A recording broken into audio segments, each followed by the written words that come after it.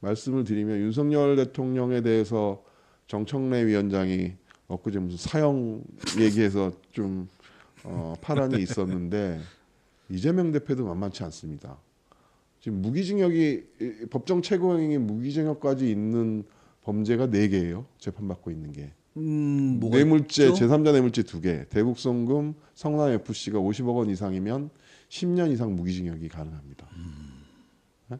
그다음에 배임죄도 50억 이상이면 5년 이상 무기징역이 선택형으로 돼 있어요. 그러니까 사실은 공직선거법으로 인해서 2심 판결이 언제 나고 피선거권이 박탈되느냐 마느냐 관심이 많아서 그렇지 이재명 대표도 상당히 심각한 상황이에요. 대북송금은 이미 이화영 부지사에 대해서 2심까지 지금 유죄 판결이 났잖아요. 예. 스마트팜 비용하고 그 방북 비용이 대법원 가서 확정될 가능성이 되게 많은데 그것도 얼마 안 걸릴 겁니다. 아마 요즘 일반 사건의 경우에 한 3개월 내에 보통 이화영 김성태 유죄가 바로 이재명 대표 그 이화영 변호인이 1심 그 결심할 때 그런 얘기 했잖아요.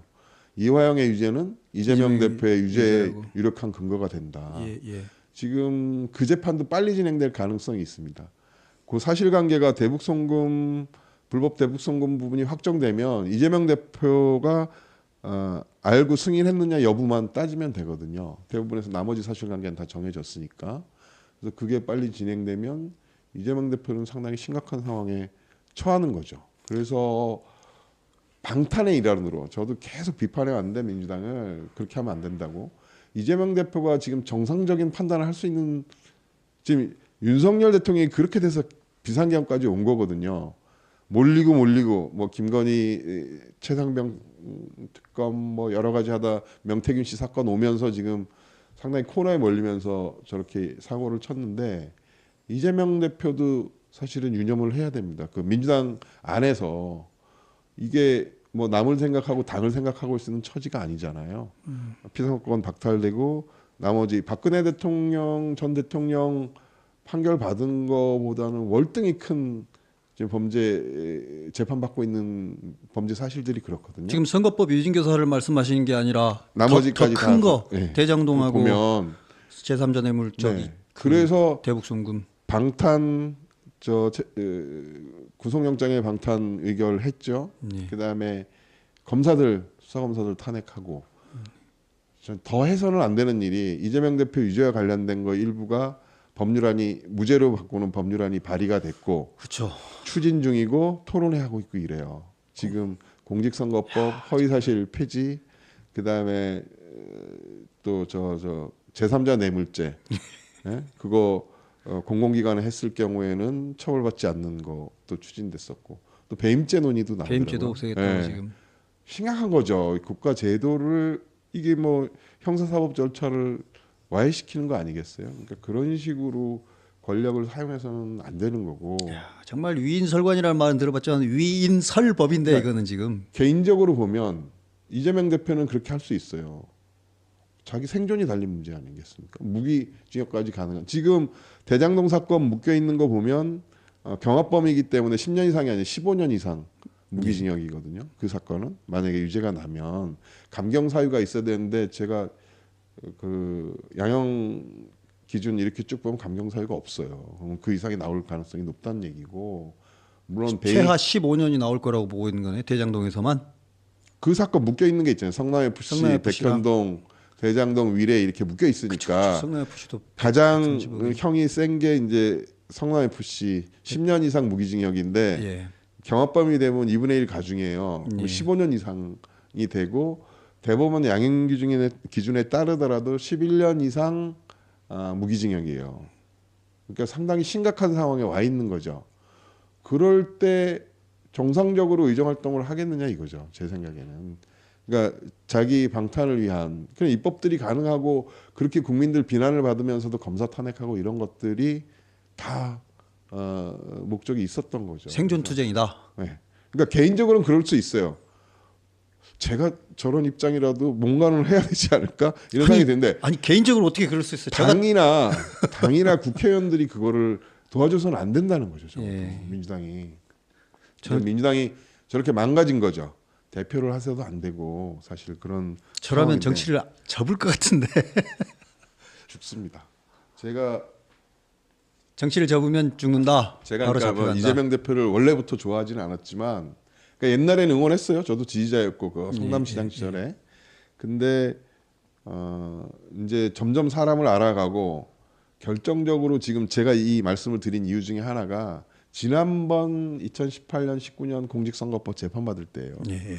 이재명 대표가 당을 걱정하고 뭐 경기도를 걱정한 게 아니라 최후변론에서 저 신용불량자 됩니다.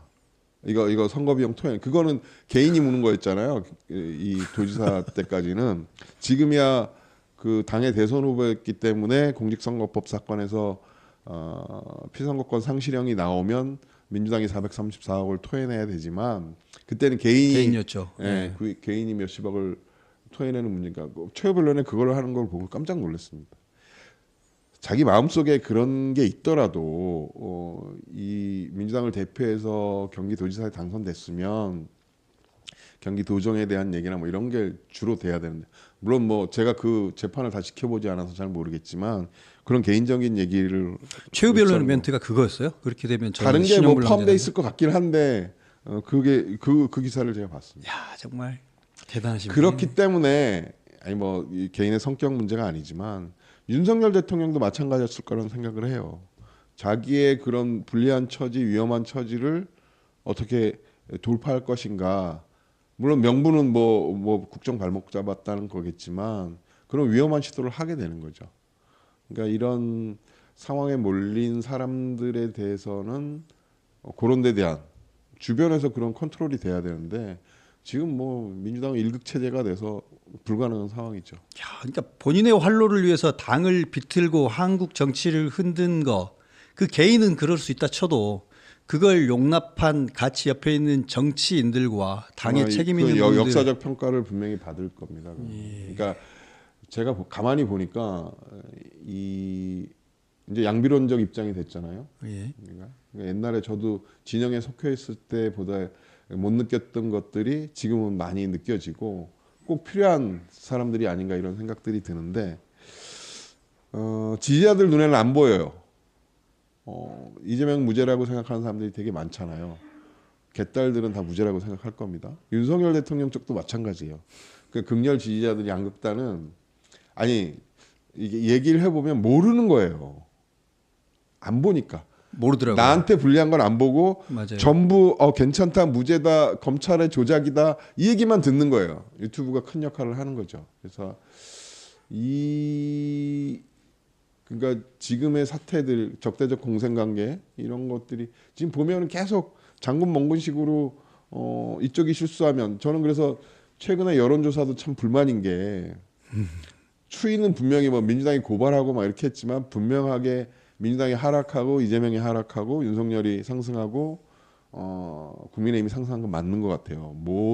최근에 모든 여론조사가 이제 그걸 보여주고 있는데 잘못했는데 상대방 잘못했다고 여론조사가 올라간다는 게 참 가슴 아픕니다.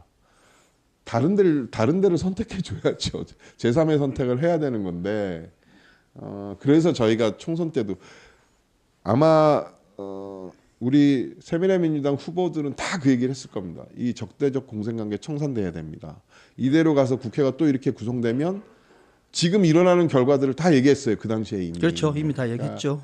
좀 국민들이 그래서 제가 볼 때 요번 지금 상황이 어느 때보다 다음 대선이 이제 조기 대선이 될 텐데 제3지대가 가장 대선 중에 각광받을 상황이 아닌가 저는 그렇게 생각을 합니다. 분명히 국민들도 그런 선택을 해주셔야 돼요. 이게 몇 번을 겪으면서도 지금 투표할 때 되면 또 생각이 달라지시는데 아마 저도 그랬으니까요. 근데 아니 뭐 그걸 지금부터라도 계속 이야기를 해야 될 것 같아요. 이게 통속 심리가 사람들이 사실 논리적으로 꼭 판단하는 건 아니니까 그게 얘가 틀렸으면 그러면 얘를 할 수밖에 없겠구나라고 하는 생각이 논리적인 생각이 아닌데 두 개가 논리적인 A, not A가 아니기 때문에 근데 이제 그 생각을 잘 안 하시거든요. 저는 뭐 국민의힘 쪽은 어떤지는 모르겠고 저는 민주당에 소속돼 있었고 평생 민주당 지지였으니까 그당 지금은 아니지만 그때 생각으로 해보면 민주당 지지자들 생각은 읽을 수 있어요. 그러니까 이쪽 진영에서 누가 나와도 국민의힘에 집권하면 안 돼. 이런 생각이거든요. 그래서 제3 선택했을 때 과연 저걸 막을 수 있을까? 국민의힘 집권을. 이제 이 생각이 가장 강하거든. 진영론의 가장 폐해가 그건데 과감하게 선택을 해야 됩니다. 그래서 좀 요번에 한번 바꿔볼 수 있도록 좀 노력을 해줬으면 좋겠어요, 같이. 뭐 얘기가 여기까지 왔죠. 네.